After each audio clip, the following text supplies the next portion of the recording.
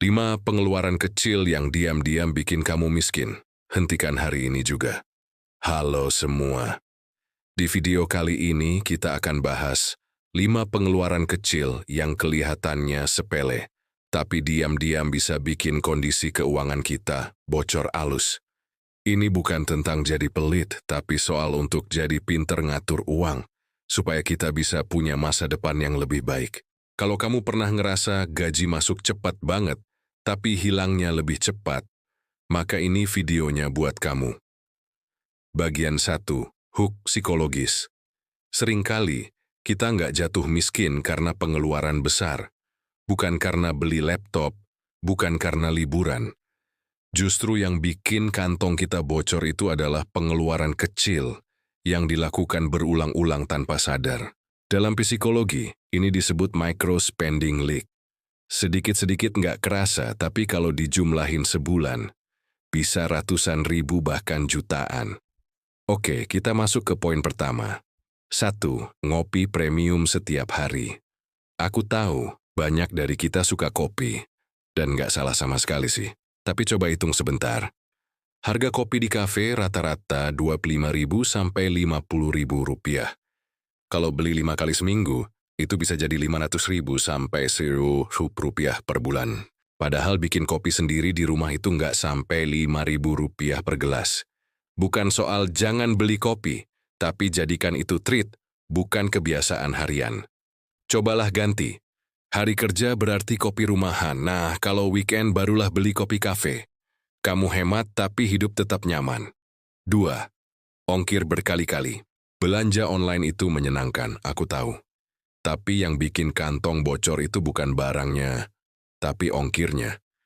Belanja 5 kali dalam seminggu, ongkir Rp8.000–Rp15.000, totalnya bisa habis ratusan ribu per bulan cuman buat ongkir. Terus solusinya apa? Kumpulin di keranjang dulu, check out sekalian. Cari barang di toko yang sama biar ongkir gabung, lebih irit. Manfaatkan free ongkir saat event, tapi bukan setiap hari.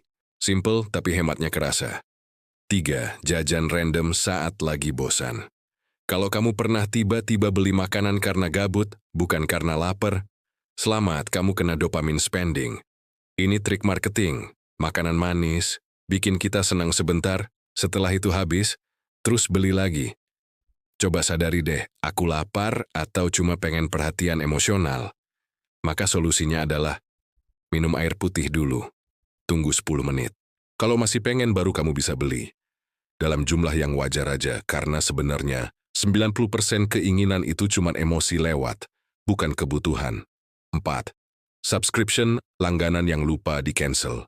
Netflix, Spotify, Cloud, aplikasi edit, membership gym yang sebenarnya jarang, atau malah nggak pernah dipakai. Semua itu kecil per bulan. Tapi kalau nggak dipakai, sama saja buang uang. Coba sekarang, buka histori transaksi bank Cash e-wallet. Lihat langganan apa yang masih aktif. Cancel yang nggak kamu pakai. Ini hematnya besar karena efeknya berulang setiap bulan. 5. Gacha, top up game, microtransaction. Ini sensitif, tapi harus kita bahas.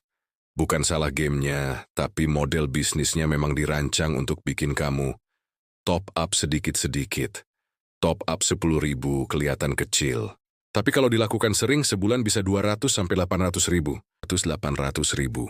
Setahun, bisa jutaan. Kalau mau tetap main, buat budget hiburan bulanan dan patuh ke limit itu. Game tetap seru, hidup tetap stabil.